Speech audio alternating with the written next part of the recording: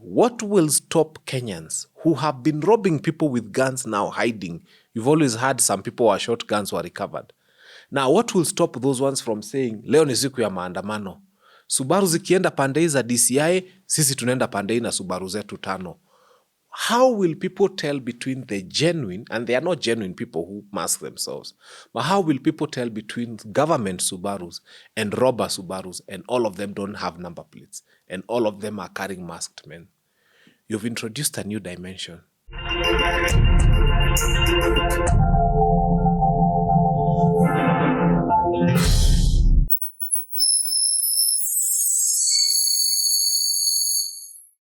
Hey there and welcome to Fanya Mambo Africa. Today is the 8th day of July 2025, just a few hours after Saba Saba.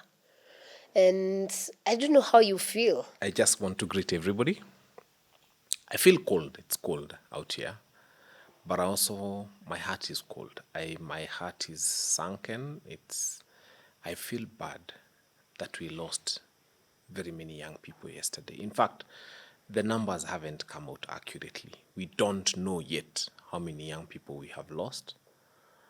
And you remember the last time we were here, I said I have my reservations with Saba Saba. And I told people there will be young people, there will be police, there will be goons, and then there will be goons hired by the business community to protect their property.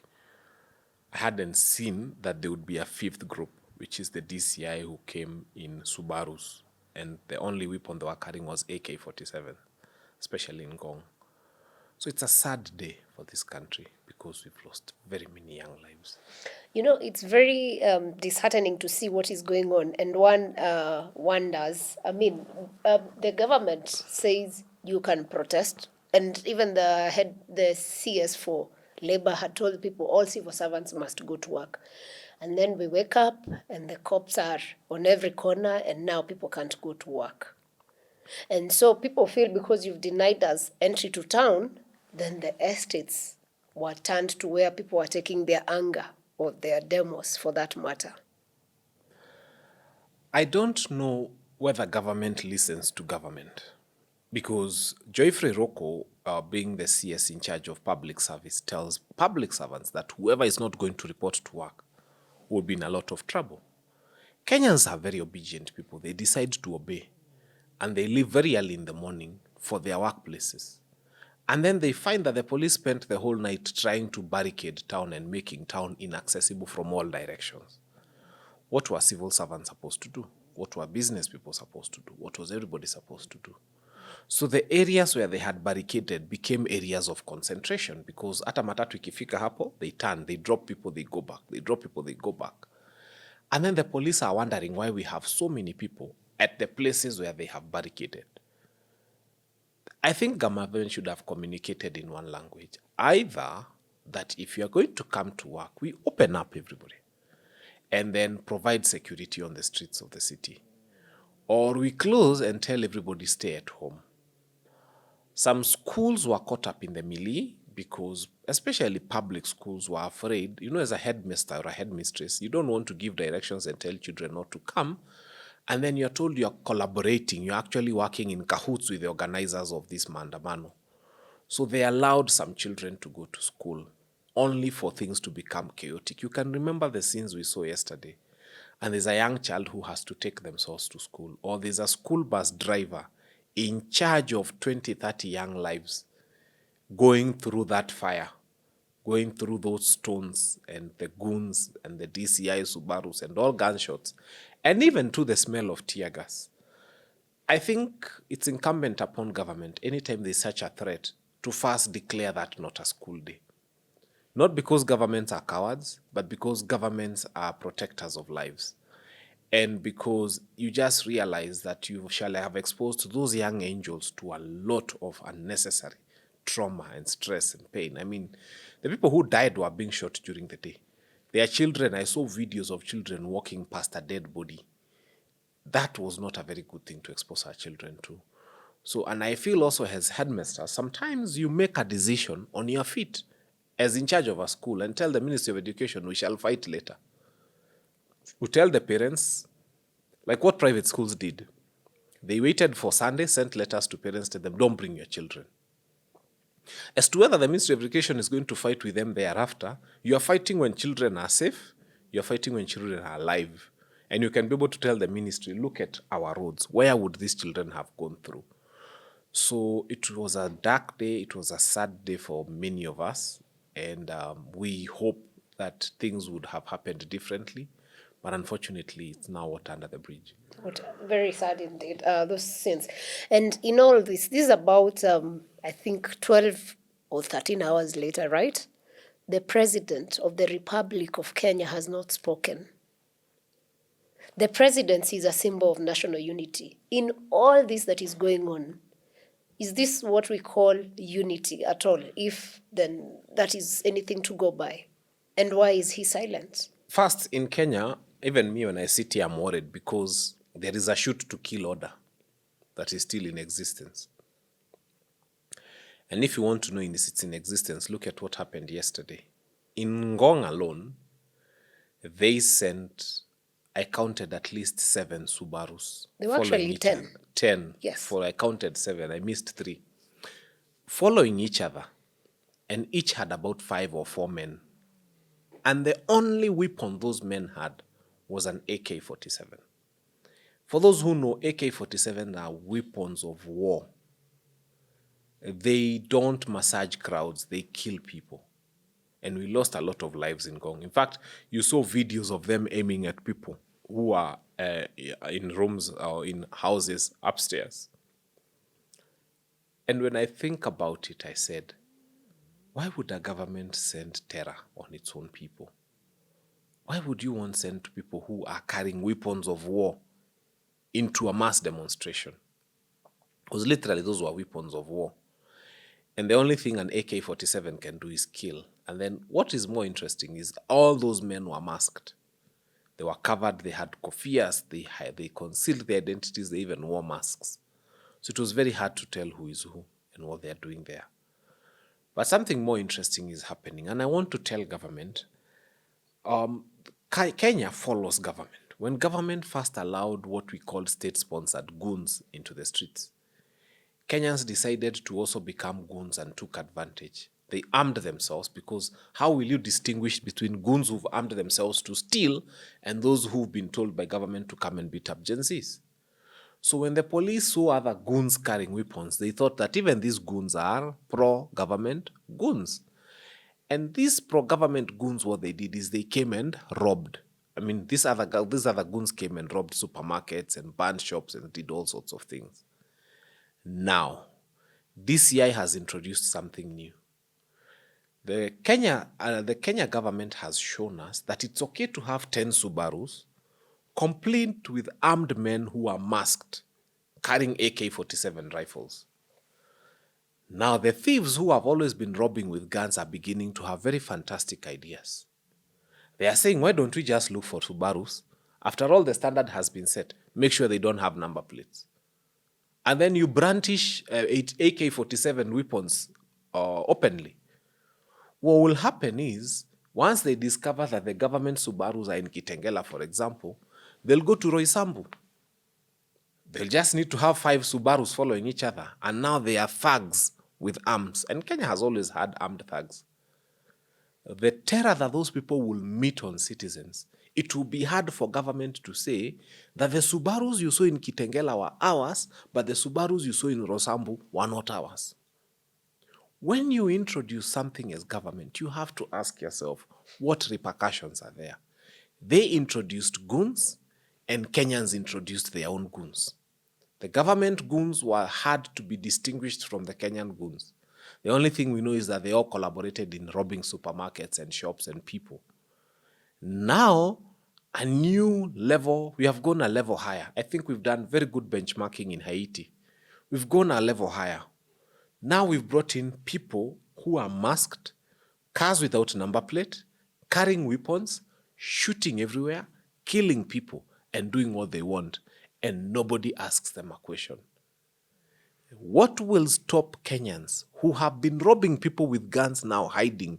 You've always had some people who are shot guns were recovered. Now, what will stop those ones from saying, leo ni siku ya maandamano. Subaru zikienda pande hii za DCI, sisi tunaenda pande hii na Subaru zetu 5. how will people tell between the genuine, and they are not genuine people who mask themselves, but how will people tell between government Subarus and robber Subarus, and all of them don't have number plates, and all of them are carrying masked men? You've introduced a new dimension that you may not want to deal with. It gets more interesting. Now, what if these now young people who have got those Subarus and those arms decide to start harming critical installations? And you know critical installations can be anything.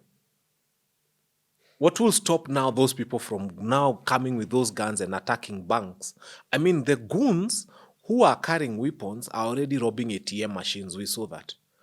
Now, these guys who are carrying guns, what will stop them from getting into bank A or B or C? And they have the Subarus and they have the time. And Kenyans will say what? It is DCI. By the time DCI is trying to say, no, you know our DCI, they wear masks, they carry AK-47s, but then identify them.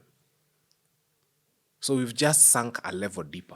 Which is sad and still begs the question, why is the president, who's supposed to be a symbol of national unity, silent? The president not silent. The president has spoken. There is something in law that we call, I need to get this term right. You see, if I come and I am a manager at this company here, and I say things about this company, and then the director of the company does not negate them, then what I have said is what the director has said. Kipchumba Murkomen came and told us that this order is from high above. Who is higher than Kipchumba Murkomen? It cannot be Kindiki. It is the president. He came, he gives a shoot to kill order, and he attributes that shoot to kill order to his boss. And then his boss does not come out and negate that shoot to kill order.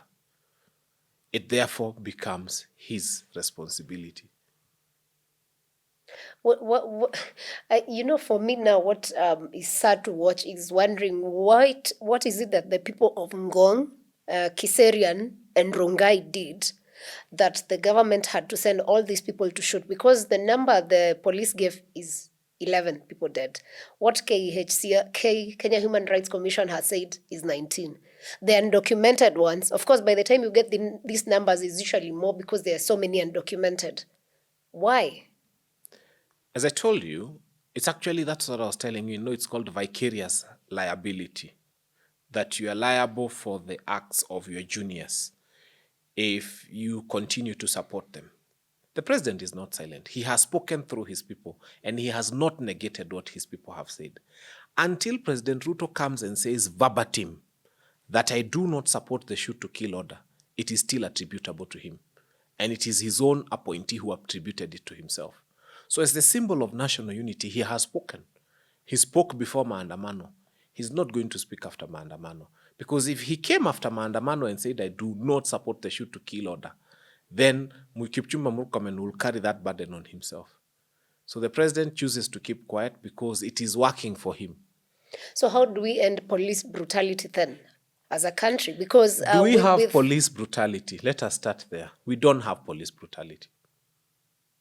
Have you realized that we have one of the best and the most professional police force? I am going to celebrate the police force here and today.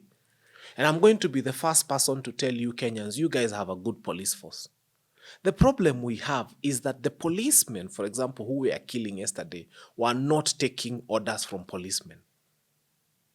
When you listen and when you look, the policemen were very measured. If you looked at what happened in Ngong and Rongai, the policemen had been there since morning. They were measured. They were involved in running battles with those people, but they never shot. No, I cannot agree with you on that. What I want to tell you is this. The problem that we are having with our police force is that, unfortunately, they are not taking orders from fellow policemen. The orders they are taking from civilians who never went for police training. If you say, for example, Kipchumba Murkomen's order, it's not a police order. If he's saying it's coming from above, the president doesn't give police orders. When you leave the police on their own, the bulk of them are very measured. But then why do we have the IG and the deputy IG? For what purpose? As I told you, For example, take it this way.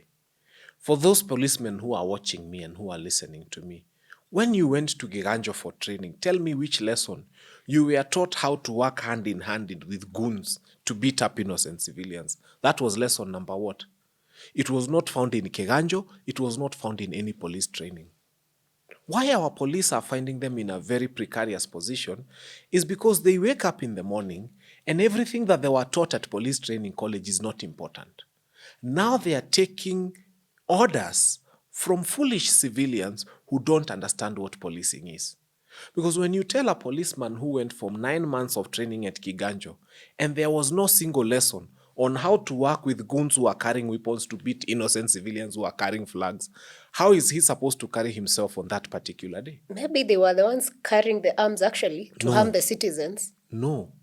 That's why I'm telling you, our police force, really, before you blame them, blame some of the politicians that Kenyans put in place. Our media has been responsible. They have covered and shown us who these politicians are. In fact, if you are doubting, just go on your phone, look for politician funding goons. You will see. And you probably, as the voter, voted for that politician. And that politician is confusing our policemen. Until such a time when we shall say that purely our police are acting on their own orders and their own instructions, then we can blame them 100% for what is happening on our streets. You cannot come to a police force that is taking half of the orders from themselves and another half from some other unknown quarters that Kenyans voted for some of those horrible leaders who are giving police such bad instructions. And then the problem comes when you want to blame now this, you blame it all on the police. Why is there no share of blame on some of those politicians who have been aired live on national televisions as the people who have funded these goons? I think the blame is there, and that's why we have been calling out political goons. Every day when we talk about politicians funding goons, and you've just quoted, we had goons and we had people deciding to protect their business. So at the end of the day, not that citizens are not saying it. We are saying it. We are calling it out. But then again, I don't know, since you're a lawyer, then how do we tame this? Because now as citizens, unless we want to become a banana republic, we can't do that. Whatever we went through yesterday is not anything I think anyone wants to go through again. We will tame it. How? I'll explain. In 2022, when we were voting for some of these positions, we had some very credible leaders vying against the crop of some of what you people voted for. Now, the crop of what Kenyans voted for is making critical decisions for Kenyans. It is that simple. It is important to ask yourself, for example, why the law had put it in place that for certain positions you needed to have a degree and a different set of level of learning for certain things. Kenyans insisted, tunataka huyu, tunataka hii, and they bequeathed upon themselves leaders who have no respect for human life. And now, unfortunately, those leaders are going to make decisions until 2027. Now, I'm asking every Kenyan, now Aomba in the name of God, in 2027, when you look at that paper, look for credible people. Because I'm telling you, we have people who are measured. We have people who will say, I don't want bloodshed. I don't care what we lose as a nation first, but let us not shed blood. And these are the leaders who are always on the ballot. But we have a habit, we have a very high affinity for the wrong ones. We are so drawn to the wrong ones. If someone is exciting you because he is a lord of violence, because I have seen Kenyans liking that. Wanasema fulani anaweza kuwa governor ama anaweza kuwa senator kwa sababu akona magoons. If somebody is a mayor member of parliament or an MCA and they can control goons today, and you are saying that Nairobi needs a tough leader who can mobilize goons, and then you make that person governor or senator or even president, what is wrong with your head? You've just given them more power to be able to control goons in a way that is unforeseen. Start looking for measured leaders. Start looking for those people who say, I'm averse to this kind of controversy. This is how we shall lead this nation. Hii ujinga ingine yote kufikiria Kenya is in a constant state of war. That you must choose someone who is a commander of goons. And someone who comes and then half of the people surrounding him and chatting him are drunk at 10 a.m. in the morning. Those are the people who are making decisions for this country. So I want us to say our police force is irresponsible, if you want to say so. But at some point, you have to say that part of the reason why they're irresponsible is because they've also been given instructions by some of the leaders you voted who shouldn't have been giving instructions to our police. That's a very sad reality, but it is what is happening and we are seeing it. Raila Odinga gave a statement yesterday. He was supposed to go to Kamukunji to mark the Saba Saba. Yes. But of course, due to, well, according to his statement, the blockages of the road, he couldn't go there. But in his statement, key to note was the issue of police brutality being worked on and the police force changing. And my question is with regards to that, don't we have enough already, even having IPOA, that's enough to control the police force? The other thing he talked about is having a conclave that will discuss the issues that the young people or Kenyans generally are unhappy about. Do we need a conclave when we have a constitution?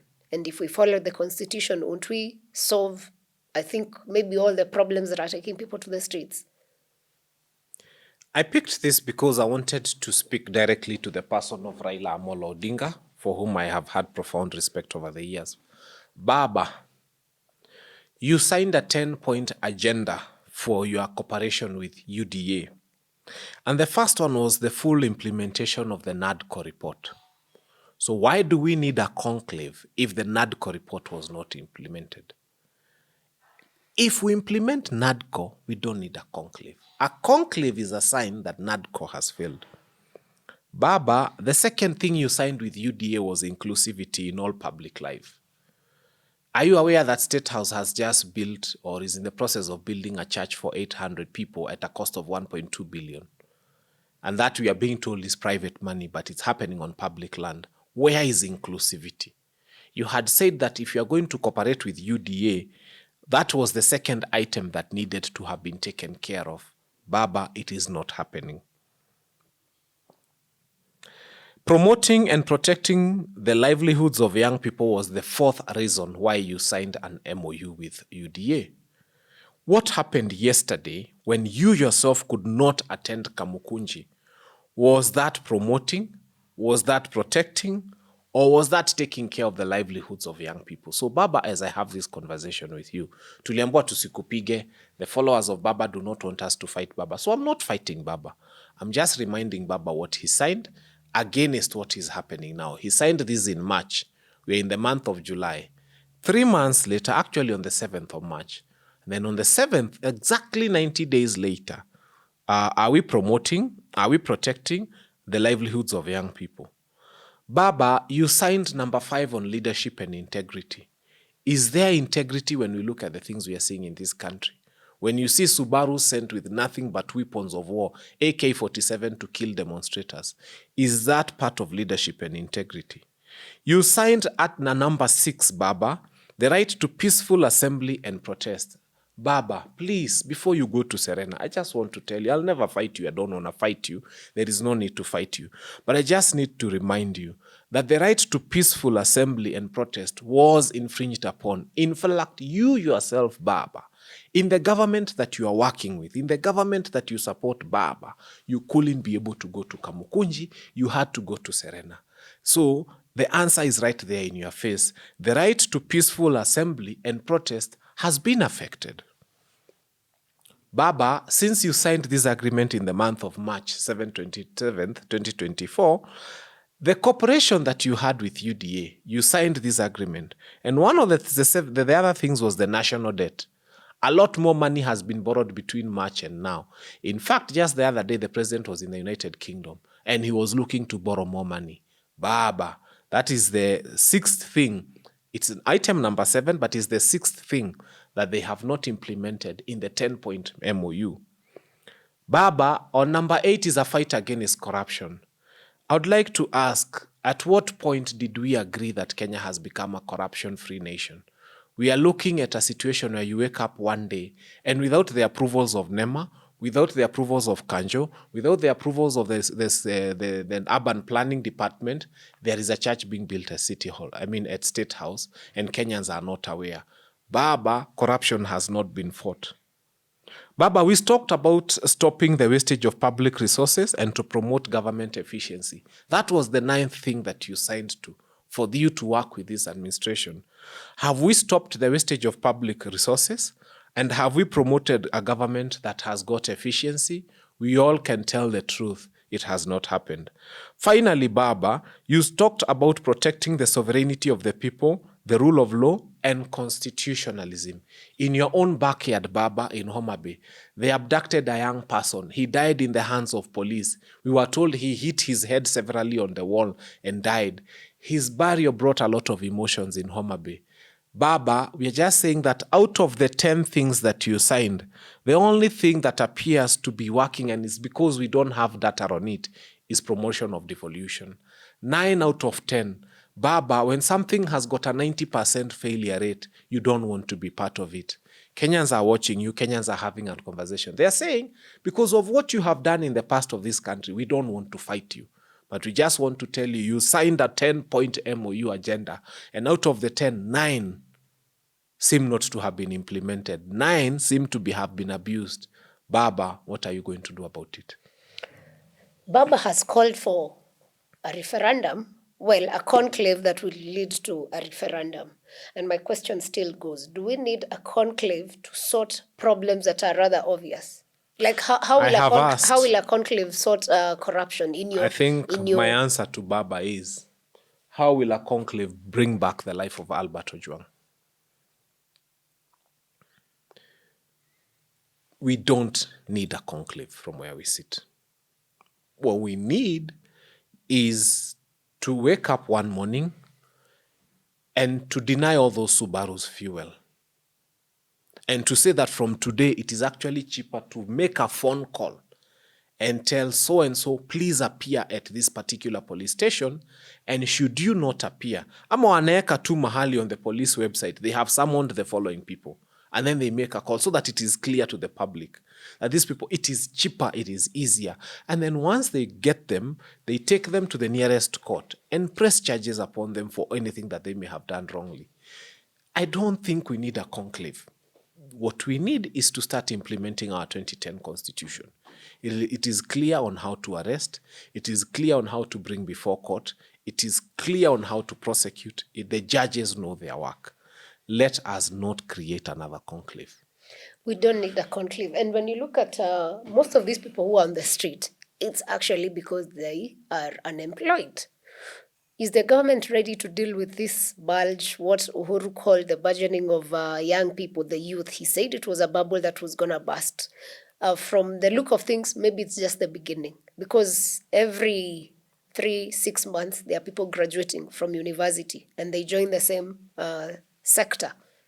It's easy. What do we do with that? I don't know whether these people do look at the Kenya demographic survey. One of the things that we should have done with the statistics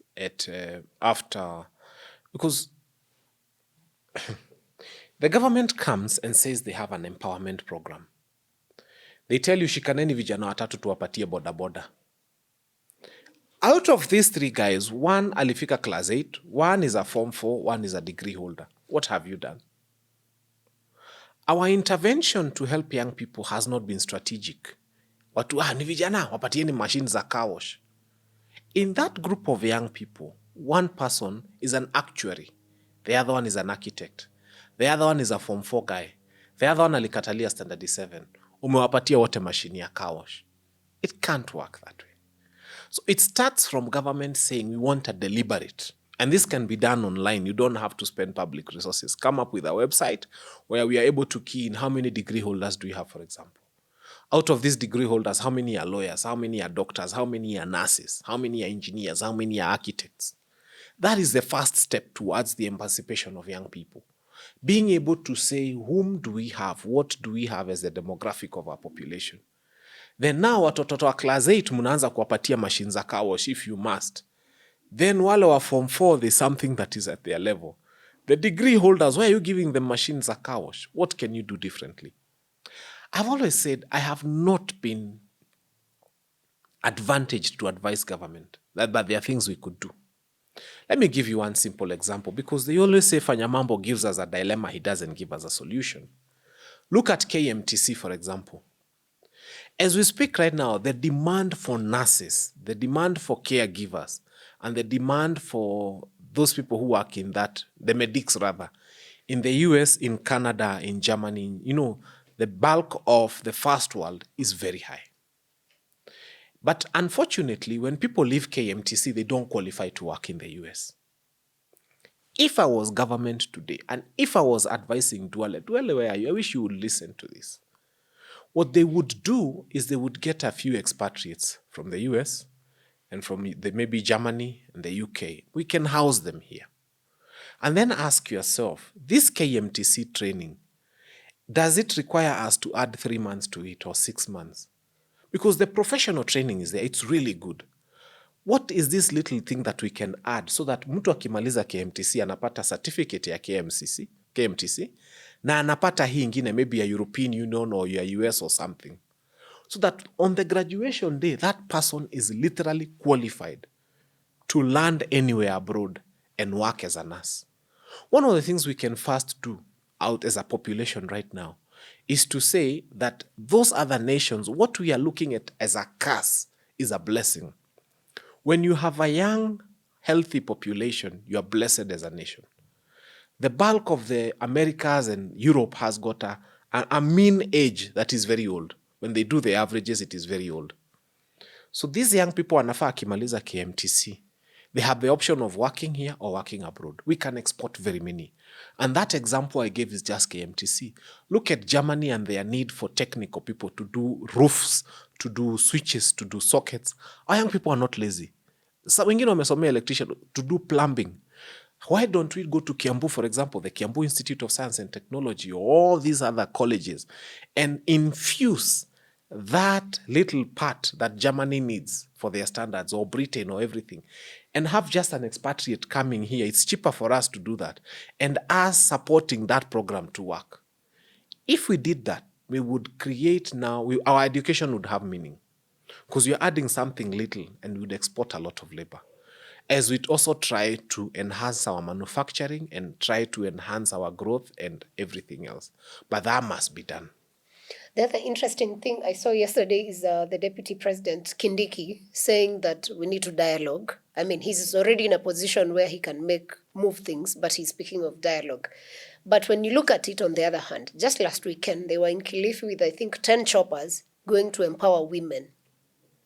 Do you think the government understands where their wastage is? Because people are on the streets because of this kind of wastage. Then you're going to do every weekend, you have an empowerment. Can we just fix the systems and things work? The women of Kilifi do not need that empowerment. Fanya Mambo Kinuthia came one day on national TV and spoke passionately about bursaries. And I explained why we need to get rid of them. That was the first time this conversation found itself in this country. And I'm glad that there's a senator who picked it up and took it to Senate. And I'm glad that there's the speaker who gave it a date on the 23rd of August last year. And that conversation was paired. And now, as late as April 2024, the Speaker of the National Assembly has actually given the mandate to one Junet Mohammed to help lead a committee that will see to it that we abolish bursaries, because we spend 100 billion on bursaries, yet we spend 27 billion on free primary and secondary education. Now, to empower these women, all we needed to do is halt the choppers, stop everything else, and say, wait a minute, if we are wasting 100 billion plus on bursaries, and we are spending 27 billion on free primary and secondary education, why don't we immediately stop these bursaries, allocate these monies directly to education? A woman who was spending 15,000, 20,000 every term taking their child to a high school will have 15,000 at their disposal. Sasa hii maharagwe unamletea ni ya nini na akona 15,000 at their disposal? We literally can empower this nation one day with a stroke of pen inside of parliament. We wake up and we make education free and available for every other child. Once we do that, the billions of shillings that we shall release into this economy, because hiyo 15,000 kwa huyo mama ingemsaidia in one way or another. That is enough money for her maybe to buy a few bags of mbosho and now literally start selling cereals at the local shop out there.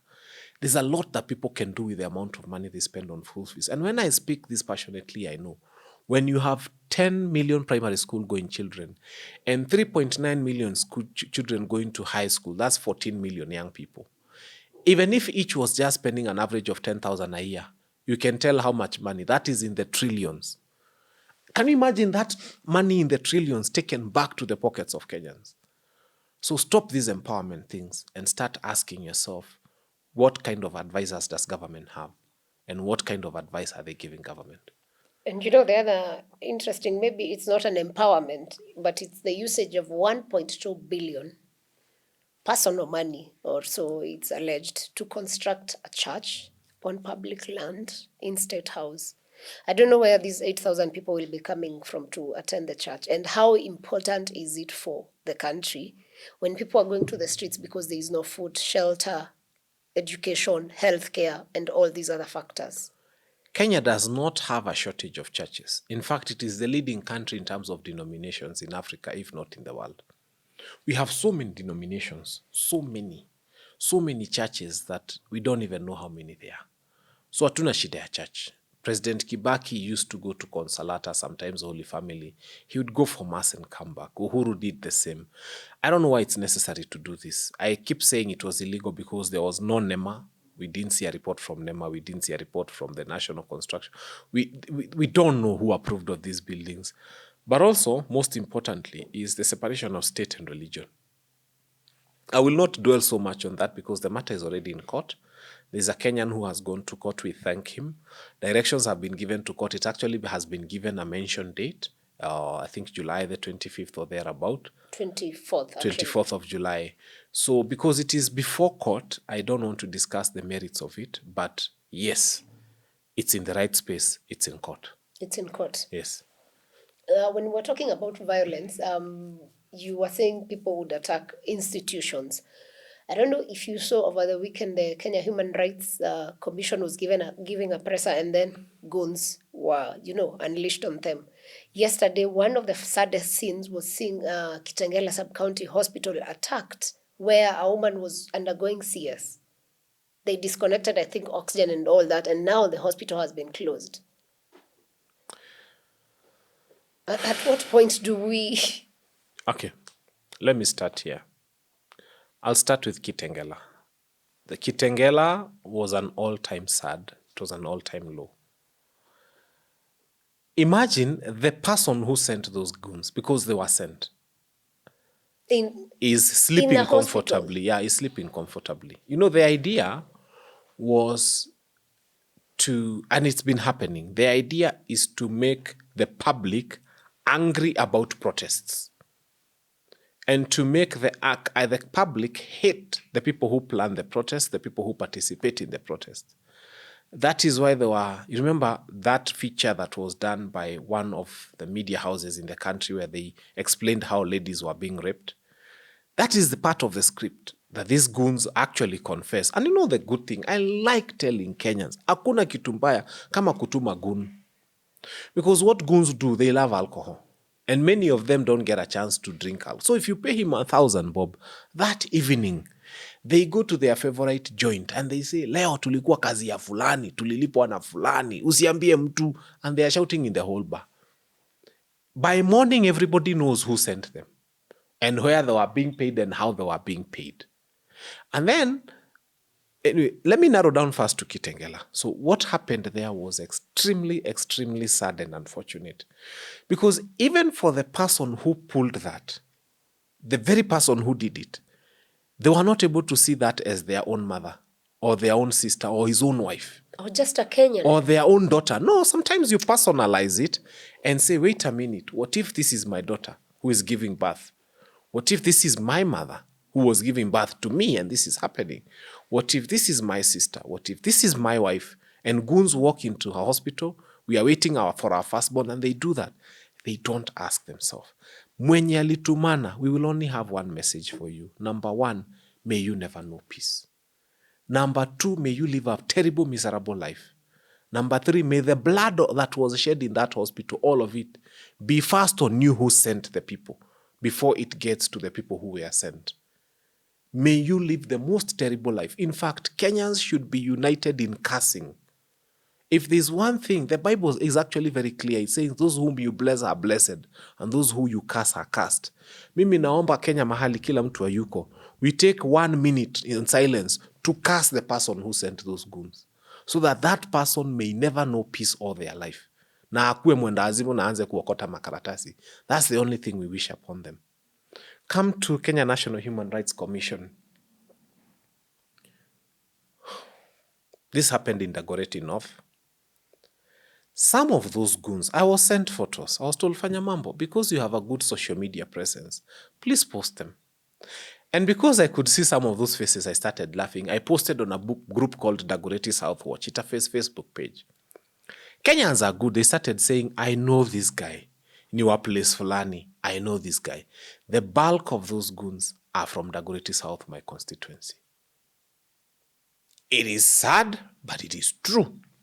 And the good thing is, if you go to that page, Dagoretti South page, people are even identifying them by name. And they are saying, this one works in this place, this one works in this place. The cameras were so keen to even take photos of those guys, like the one who was carrying the speaker. Do you know those people are still free? Now, that is not even the most disturbing thing. Do you know that we have 5 elected leaders in Dagoretti South? No, 6, 5 MCAs and 1 MP. None of them has condemned what happened in Dagoretti North. And all of them know who these goons are. And all of them know that these goons are from Dagoretti South. I come from that constituency and I'm here to condemn. I'm here to say shame on whoever did that. I'm here to say may that person also never know peace. May they never have peace. If they are elected, may they never be elected again. May the gods of heaven cause the people to hate those people and never to queue and vote for them again. Because whoever did that, I mean, these women came. First is a double tragedy. You've lost your child. So, and some of them don't even know where their children are. The idea of this press conference was for those women who have lost their children to come and air out and speak about the loss of their children. How do you send young, energetic men to beat up women who are already wounded by the loss of their own children? And then you call yourself a person and you sleep on a bed. If you are a blogger, and I want to put these people on notice, if you are a blogger for those politicians, because what we noticed is, once you put these faces on Facebook, whether it's very easy to catch these politicians, they are idiotic in how they come. Let me explain.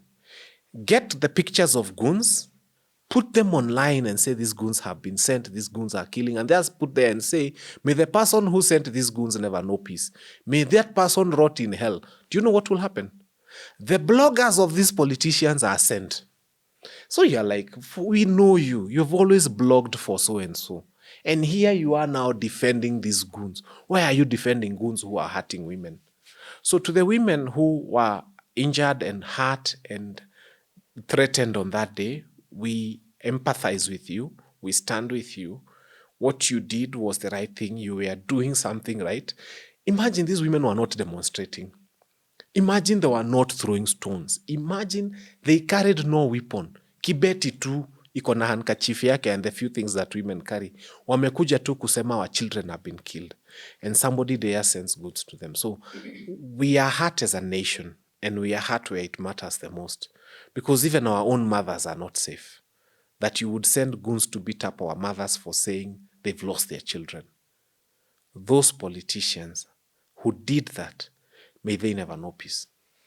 Why would a nation be so hell-bent on silencing the citizens? Because that's silencing. If you look at it, use of police force, you want to silence.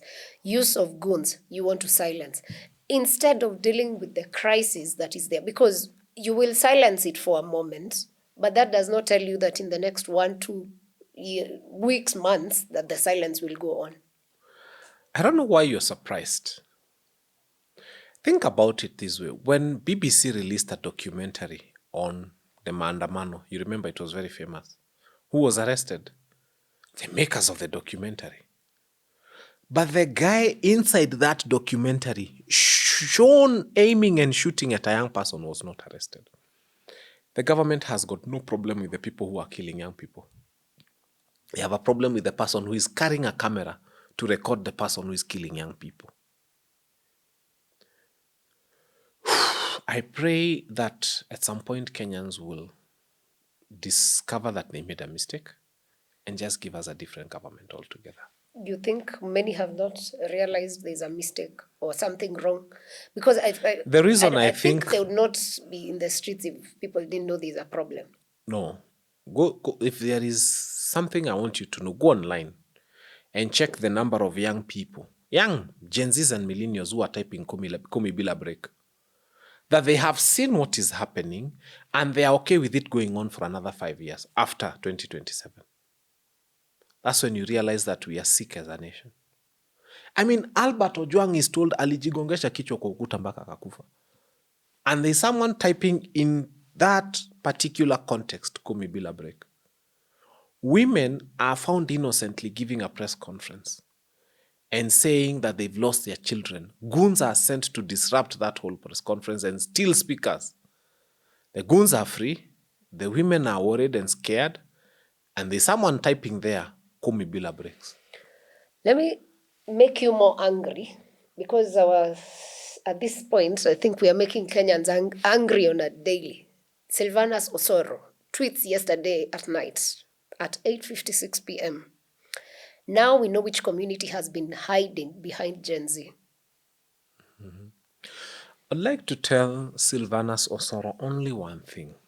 Sylvanus, please, even as you eat, it's good to be conscious and to be careful. Some of things you say hurt Kenyans very deeply. Sylvanus Osoro should be aware that out of the people who died, because they have been told to drive a narrative that it is the Kikuyu nation that is demonstrating. But for some reason, it's Kikuyus who are demonstrating. But when people are killed and they are dead and you read their names, there's probably 1 or 2 Kikuyus. Out of the 19 who died yesterday, maybe there's only 1 or 2 Kikuyus.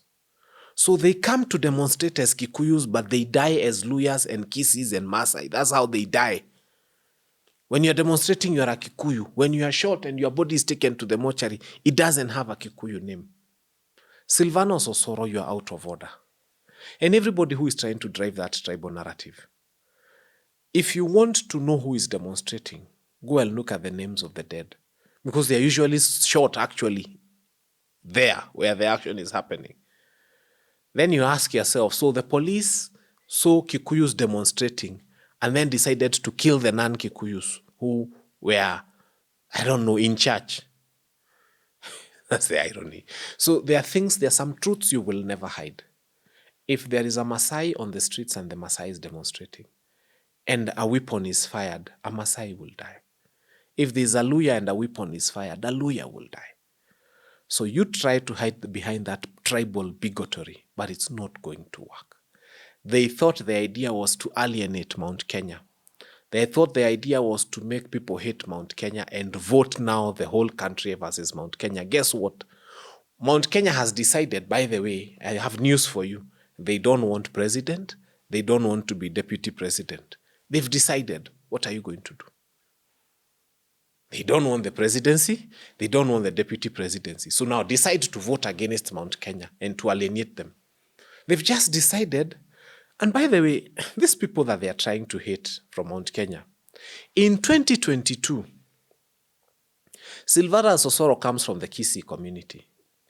The Kikuyu community gave William Ruto 47% of the votes he got to become president. That community he's saying is tribal. That same Kikuyu community gave Raila Amolo Odinga 1 million votes. It's on the IBC records, not my vote. They gave a million votes to Raila Odinga. Even the community he comes from, the Abagusi, was not able to give Ruto or Raila 1 million votes.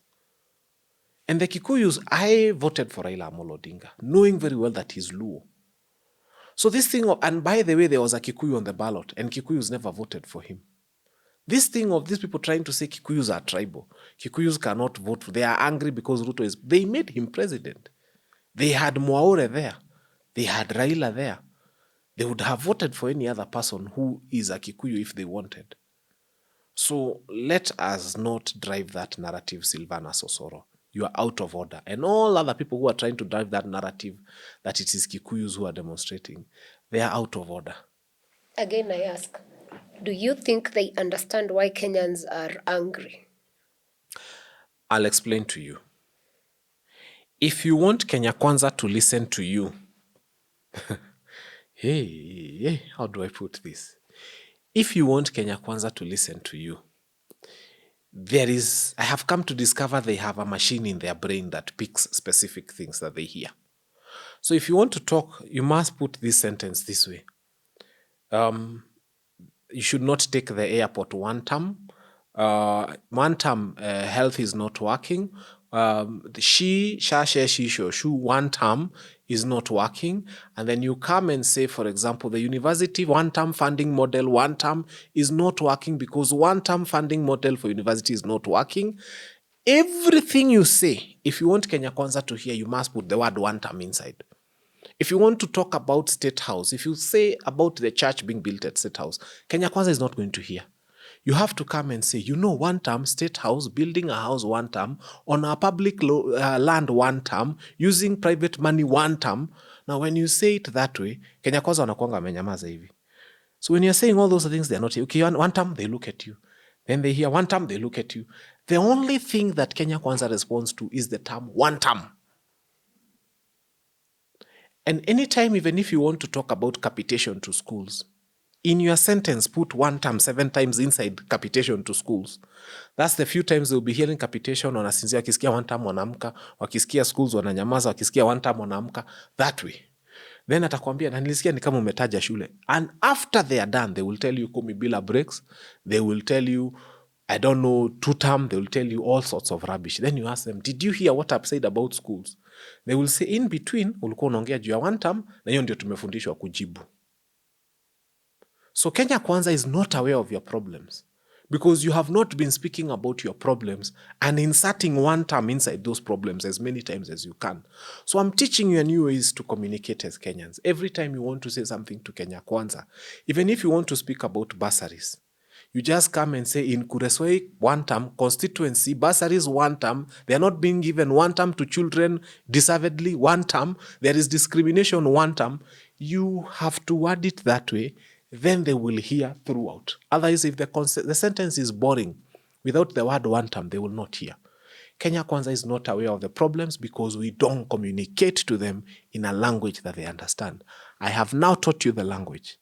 Anything you want to say to Kenya Kwanza, make sure you put one term many times in between. They will listen, they will respond. Otherwise, it's a boring sentence. Even if you tell them young people are being killed, young people are dying. But if you say, Albert Ojwang one term, he was killed by police one term, in a police cell one term, and then he went to one term, and then they got the OCS one term, and then he was hanging, he's banged his head on a wall one term. Say it and involve one term 1,000 times. They will listen to you. When I look at the state of the country today, and of course, having seen Raila Odinga come out and Kenyans are like, we've had this script before. It's usually political interests, commission, nothing happens. From the look of things, who do you think will help sort this mess? Genuinely speaking, because I don't know. I mean, in 2002, we had to bring in, what was his name? The Ghanaian guy. Kofi Annan. Yes. Yes. In 2025, who do we bring? God has one vote. And if God voted, Kenya would be okay. But because God will decide when to vote and how, I think it's not about who will sort this mess. Not even, it's bringing the sanity, actually. You realize we unfortunately have a collection of very many terrible leaders at the top. And that's why terrible things are happening to us. The amount of money we are losing as a nation is just too much. And the way in which they are taking us down the drain, it's a very fast speed. Tunaenda downhill, gari iko free. Na wanasema walisahau mahali brakes iko. So umesikia ni 10 bila brakes and we are going downhill. A tree might stop us along the way. I think, as I said, it is now clear to the Kenya Kwanza administration that we don't want them. Wameshajua hivyo. In fact, they don't want to hear anymore that we don't want them. I think it's a question of now us asking ourselves whether we are going to make the same mistake in 2027. As we go into that booth to make the votes, let us choose for the very best. That's all I can tell Kenyans. For now, between now and 2027, there isn't really much you can do. We can agitate, we can make noise. Like Pasari's alileta bill fulani tukaitwanga, she has had to withdraw it. So Eternal vigilance, that's all we can do. If something comes that we feel as Kenyans is not good, let's yell about it. And they will stop. Pasari's has stopped. It's a good example of the things we have stopped. But again, 2027 is the ultimate game changer. I know 2027 is there, yes. But from the look of things, do you think that bubble will not burst in the 2 years? And if it doesn't, then shall we then have a chain of demos every now and then? Because, I mean, from the look of things, I don't know, unless the rule of law applies. I wish Raila Amolo Odinga was on this other side of Wananchi. Because then us getting faster towards the destination of changing leadership would have been easier. But now, because Raila Amolo Odinga is in government with his 80-something MPs, it is very easy for this administration to get away with passing very many bills that we don't want. People should look at Raila Amolo Odinga not as an individual, but as the institution that he is, because he's an institution. And if we can be able to win him to the opposition side, he would come with more than 80 members of parliament and quite a good number of senators. And that changes everything in terms of the voting in parliament. So winning Raila Odinga to this other side is a big win for this country, if he could come. In the interim, that's the one thing that would save the country from where I sit. Because we don't want to fall into anarchy. What we want is to deny this government the ability to pass any law they want. And the one person who can help us deny them that opportunity is Raila Odinga moving to this other side. And there we are. Or having our MPs be sensible enough. They won't if be. They would. They won't be. The bulk of them are affordable. They call them affordable MPs. Yeah, they are afforded for what is required. Okay. Really sad situation that Kenya is going through. And as we conclude, I would actually want you to say something about the power that is parliamentarians. Maybe most Kenyans do not understand how powerful MPs are in this country. After the 2010 constitution, hii maneno ya kuwa ati a friend of the president so that your area can get development iliisha. After the 2010 constitution, the law is very clear that members of parliament are the ones who approve budgets. They're the ones who approve expenditure. They're the ones, they've got powers to do everything in parliament. Today, everything that you want happens at your barabara yenyu. It's done in parliament at the various committees, depending on where your member of parliament sits and how they are able to lobby. So a parliamentarian is a very powerful person. They literally can bring development to your area if they choose to bring development. And they can bring politics to your area. Wanakuletea rais, wanakwambia amekuja kuwajengea barabara. It still has to go to parliament. There is no roads without approval. So get the right leaders in place. But maybe as we conclude, there's an interesting questions that people have asked me now that I'm in the opposition. And they asked me, Fanya Mambo, whom do you think will be the flag bearer in 2027? And I want to sit up and tell people something. And this is purely my opinion, is not the opinion of the party that I'm a member of, the DCP party.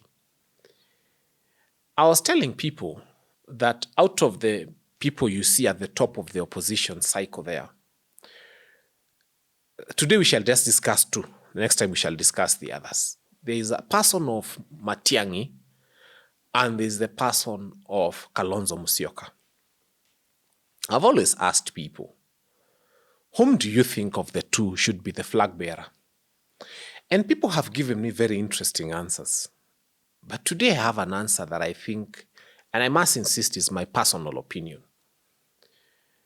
If we were choosing a presidential candidate between Kalonzo Musyoka and Matiang'i today, who would we go for? Now, let us start with Matiang'i. Matiang'i represents two constituencies. First, he has his tribal constituency. You cannot take it away from him. That if Matiang'i was to offer himself for presidency, to a very large extent, and almost 95 or to 100% of the Kisii people would vote for him from wherever they are in the country. So he represents that one constituency. But Matiang'i also represents a second constituency that is very interesting. He represents Gen Z. He represents young people who walimwendea mpaka airport. And I'm not saying he's the Gen Z leader. That is negotiable. I'm not saying he's the Gen Z leader. What I'm saying, there are young people, in fact, I removed the word Gen Z. There are young people who said that this is the kind of person we want because they felt that Kenya needed a Magufuli. And they see a Magufuli in Matiang'i or a Michuki in Matiang'i, a benevolent dictator for that matter. So then the question becomes, if Matiang'i was to offer himself for presidency, how many votes would he get? I have said more than 90% of the Abagusi community would vote for him. And then this other generation of people who is thirsty for leadership and have been proposing his name all over would also vote for him, but we don't know, it's not been tested at the ballot. But then the most important question comes, what if Matiang'i joined William Ruto today? How many votes would Matiang'i take to William Ruto? Because we are trying to see who should be president. And the answer is very few votes. In fact, if anything, this other constituency that believed in him, not because of his tribe, but because of what they think he can do or has done, would all leave him if he joined William Ruto. Now let us go to Kalonzo Musyoka. Kalonzo Musyoka vied for president in 2007. He got 800,000 votes. He vied in 2013 with now Raila Amolo Odinga as the running mate and brought him not less than 1.5 million votes. He vied again with Raila Amolo Odinga in 2017 and brought a solid 2 million votes. Kalonzo Musyoka vied again in 2022 now as a part of Azimio, and he delivered a very good number of votes, maybe more than 2.5 million votes. What are we trying to say? Kalonzo Musyoka carries a very solid, loyal block of votes. Very loyal. In fact, if there's a politician who delivers in this country and Kenyans didn't know, it's Kalonzo Musyoka. He's one person where he goes, he brings his whole vote. It has been proven since 2007 until now. The vote he carries, he delivers all the time in one basket. And he delivers a good chunk. What would happen if Kalonzo Musyoka, and we are saying, it's my personal opinion, and we are saying he has made it very clear he's not going to join William Ruto. But what would happen in the unfortunate event that Kalonzo Musyoka joined William Ruto? I am telling you for free. Kalonzo Musyoka would carry with him a loyal close to 3 million votes to William Ruto. Plus or minus, but 3 million. So if the opposition was looking for a presidential candidate, my advice to them would be, every time you see Kalonzo Musyoka, akiitisha coffee unamwambia, how many sugars? How do you like your tea? How do you like your coffee? If he asks for eggs, you ask them, medium rare or well done. How do you like your eggs? Why? You always remember 3 million. Loyal, that follows him everywhere. Kalonzo, we hear he lives in Karen. I don't know where in Karen. If he's going towards Karen, unamwambia pitia Langata Road. He asks you why. Unamwambia, unajua ya Ngong Road mnaweza kutana na Faruk na kuconvince. So just use this other one. If there is one person the opposition must manage with extreme caution, it's Kalonzo Musyoka. Not because he's going to betray the opposition, no. In fact, I am glad he has stood firm and said he's not going to move. But because he carries a loyal 3 million votes, and he is second to none. And so, if, for example, and I have made it very clear, if today Matiang'i was to move to government, he wouldn't carry much votes with him. People would refuse to go. But if Kalonzo Musyoka was to go to government today, he would carry with him a loyal 3 million votes. That would be a huge dent on the opposition. So as the opposition is thinking of a presidential candidate, I'm not telling you to make Kalonzo Musyoka your president. I'm only telling you that take care of him. Akitaka kwenda mnamuliza unaenda na British Airways ama Kenya Airways. Unajua 3 million. If someone is carrying a 3 million somewhere, you be very careful with him. When he lands, you ask him, Kalonzo Musyoka, why did they not allow you to go through the VIP section? The opposition needs to manage that gentleman very well. They need to show him respect. They need to be very kind with him. Am I saying they shouldn't vote for Matiang'i? No. I am saying that as you do your matrix, ask yourself, who of these two, if they went to Ruto, would cause the opposition the biggest damage? And I can tell you, it's not about who would get the highest number of votes now. No. In fact, from where William Ruto is sitting, you've heard that all the time they are saying that he's looking for Kalonzo. Why is William Ruto not looking for Matiang'i? Why is William Ruto not looking for any other politician who is vying? I've not heard them.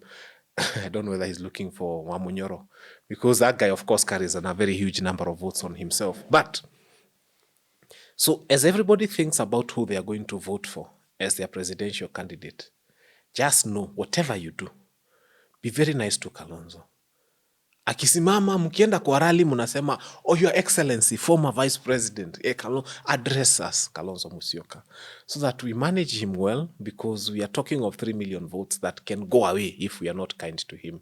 But we must thank him and celebrate him for not joining William Ruto, despite the many attempts that they've had at having him join their camp. He's the only valuable player right now that people would pay a price for. Wow. Yeah, if you think about it, in the grand scheme of things, if people were told how much money are you putting on each candidate, I think now the highest priced is him. I've always given you analysis as Fanya Mambo, whether you like it or not, it is the truth, and by now it's dawning on you that, by the way, ikitu anasema ina make sense.